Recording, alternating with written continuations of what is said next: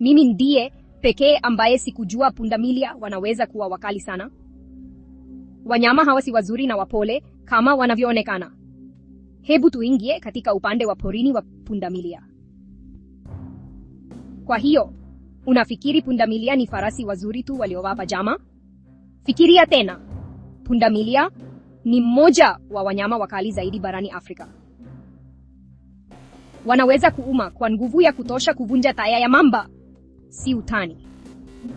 Na kama mwindaji akikaribia sana, pundamilia wataungana na kupiga teke kwa nguvu ya ajabu. Wakati mwingine hata wanapigana wao kwa wao juu ya chakula au eneo. Lakini hapa ndio sehemu ya ajabu zaidi.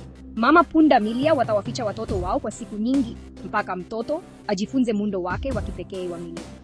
Jack, hivyo ndivyo wanavyobaki salama. Oh, na zile milia. Wanasayansi wanafikiri zinasaidia kuwachanganya nzi wanaofyonza damu. Wajanja sana, sivyo? Wakati ujao utakapoona pundamilia, kumbuka chini ya milia hiyo kuna kiumbe anayeweza kuishi kweli. Mkali, mgumu na amejaa mshangao.